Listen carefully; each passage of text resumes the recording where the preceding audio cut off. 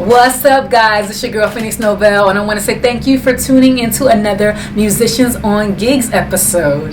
This episode is entitled Why You Shouldn't Lower Song Keys Too Often. I know I like to desensitize, but this girl's got you on her mind.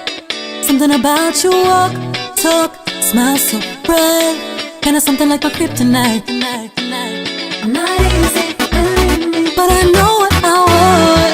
It's special, gotta let you know. So let's have some fun. It's still in, I'm very real. I'm so ready to die. Bring your body real close to me. Whole lot of romance. What's your fantasy? You and me tonight. Let's let the trace. You and me tonight. Rock me, you and me tonight. Baby. Alrighty, guys. Okay, so most of you know that I created my first Oracle deck. It's called the Pocket Deck. Can y'all see that? I don't know if y'all can see that. My camera kind of sucks right now. But it's called the Pocket Deck.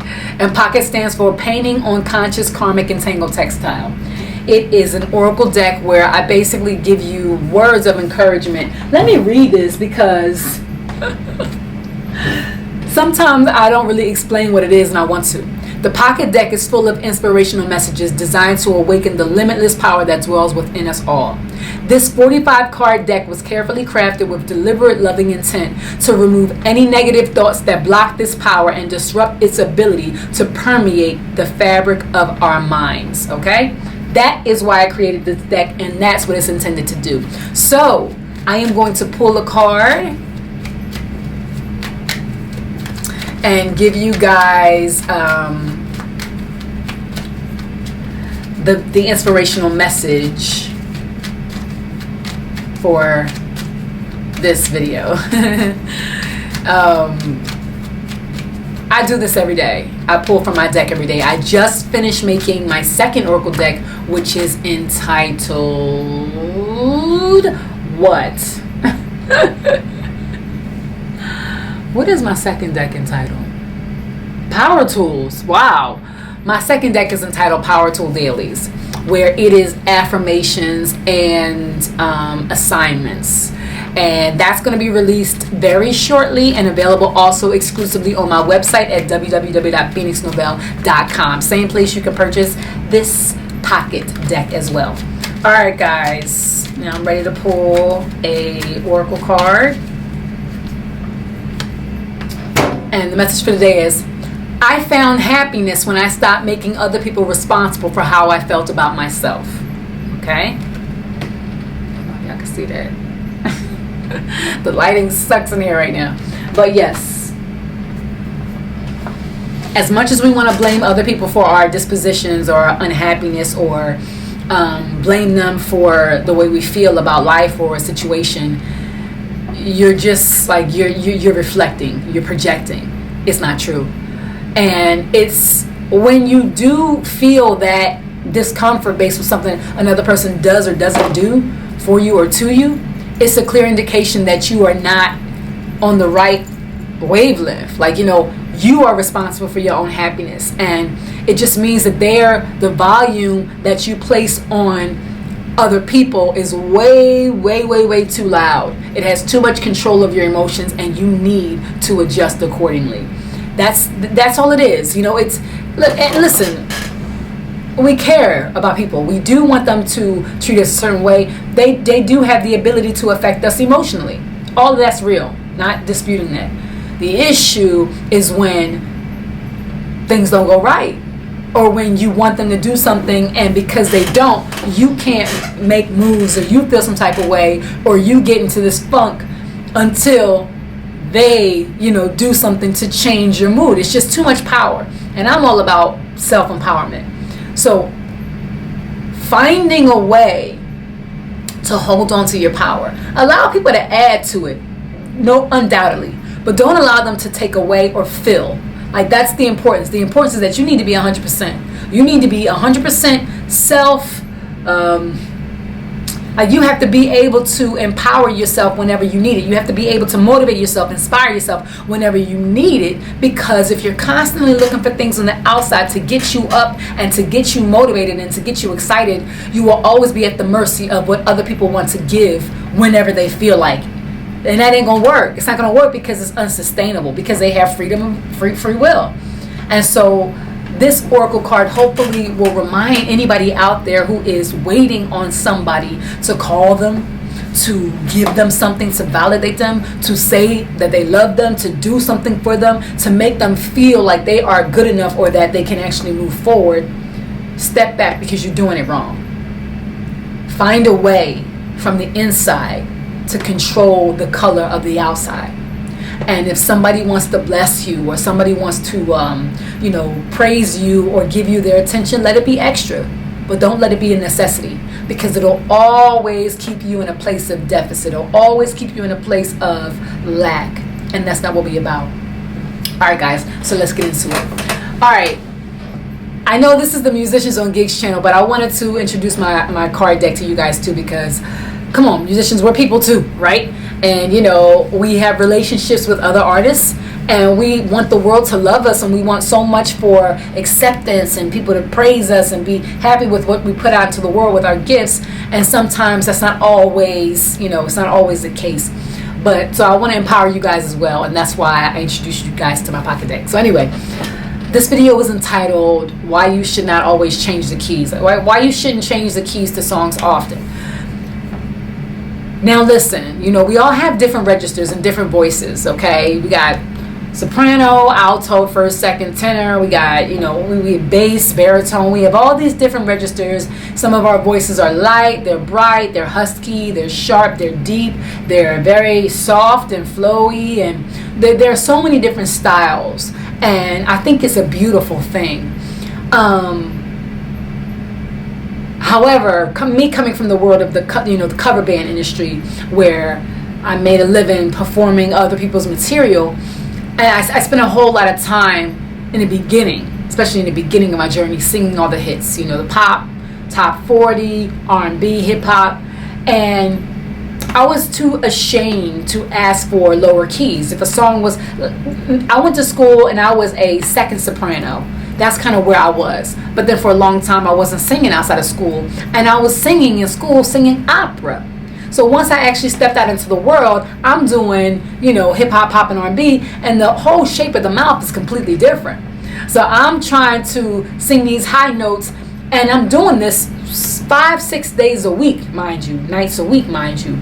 And I'm singing, not only am I singing my songs, but I'm doing 4 sets of 45 minutes of other people's backgrounds as well. So that's a lot of taxing on the voice. And if you don't keep up with your vocal warm-ups and resting and taking care of your voice, you can easily damage it.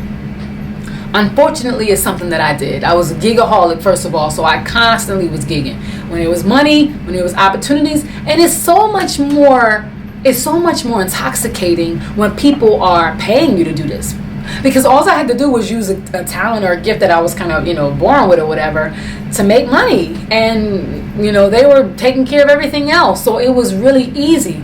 And I didn't grow up in a familial setting. So I wasn't always like, okay, I wasn't always homesick, personally speaking. So it was just easy for me to keep gigging because people was always looking to change the front line.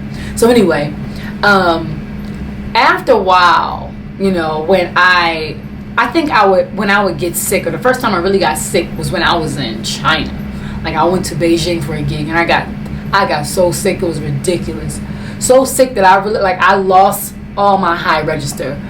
But even when my body was starting to heal and I was ready to get back on stage, I still could not sing all this stuff. There were still some parts of my voice that were not fully back yet, and I was offered by, I believe, the musical director that I had at that time to lower a key. Like, look, just lower the key. Take it down one. Is this comfortable for you? Once I was introduced, once that door was open that I could lower a key, everything was lowered because it was easier. It was easier for me to do it whether I was sick or not. It was easier for me to execute and really go crazy on the ad-libs because I wasn't all the way up there in my high register. It was easy for me to get on stage because now I didn't really have to do crazy warm-ups, because now I could just lower keys to do where I was comfortable. And I could sing like I was a second soprano when I was going to school and studying music. So I could do anything, especially stuff that was on top 40. Rihanna, you know, Beyonce was a little tricky because all her stuff was up there. But I could do a lot of the hip hop and R&B songs, or just the choruses or whatever, because they were very mid-range, you know. So I was able to get away with it. And performing 5-6 nights a week, why shoot my voice out if I don't need to? Why push harder if I don't need to? The problem with that is that I eventually over time lost a lot of my ability to sing in a higher register. And it took me years, and I'm still working on it, to get back to where I started. Because where I started was, one, singing opera, which immediately, when you're singing opera, the shape of the mouth is more ooh. So you're singing, it's more, your throat is doing more activity, and you're putting less pressure on that mouth. You know, you're not like, it's ooh. So there's to me, it just feels like there's a lot more coding and protection with the sounds, you know. And so I sang higher because of that. And when I was going to school, we had vocal warm-ups and practices before we sang anything every day. So getting out of that habit, getting out of that world, and now I'm on stage performing and gigging and singing, and nobody's pushing me to train or keep my vocals up to a certain standard, and I can lower keys now. It made me a lazy singer. It made me very disorganized, very careless.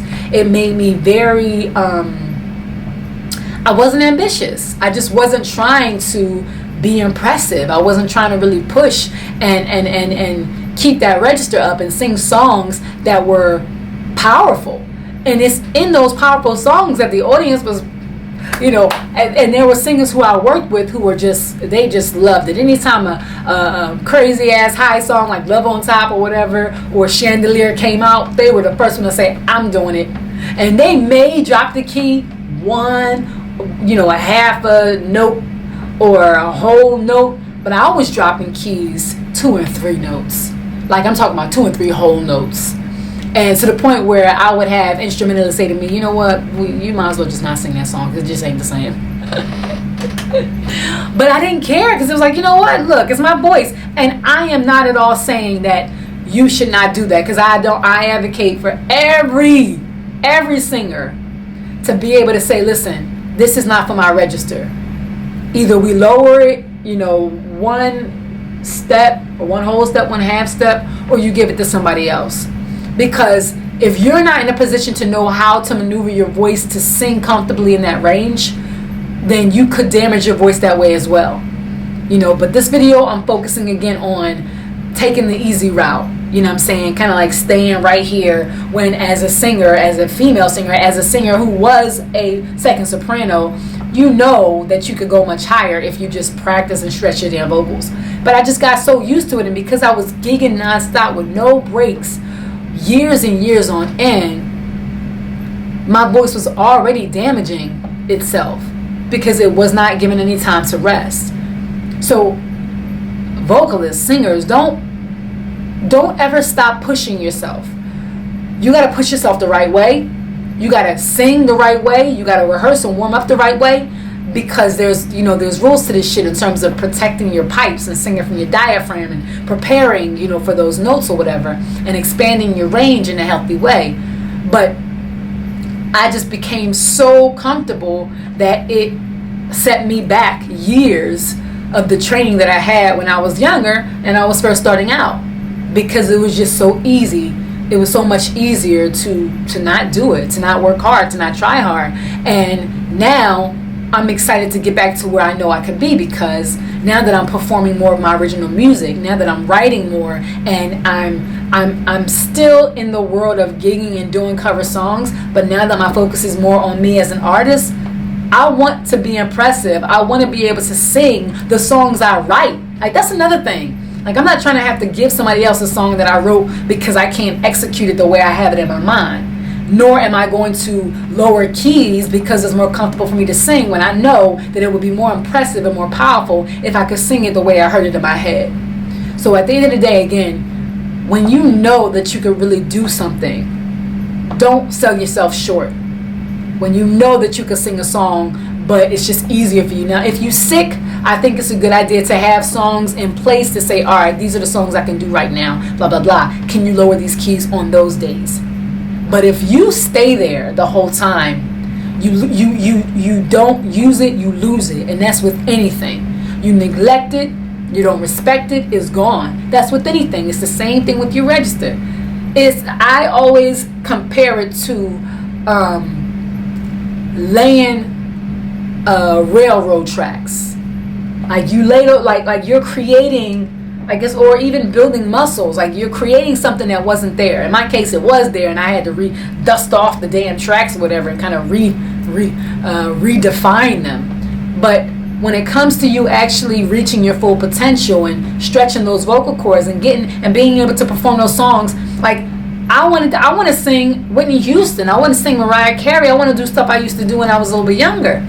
But now I have to actually dig deep and retrain myself on learning how to perform and sing from my gut, learning how to actually belt, learning how to actually sustain those high notes and get up there. Because it's like there are areas where there's just space. And I have to learn how to push through, how to make it land, how to keep it and on a regular basis so that it doesn't default and go back into atrophy, because that's what happens. Same thing with muscles. You build them up and then you stop going to the gym. They just like, all right, so what we doing? Right?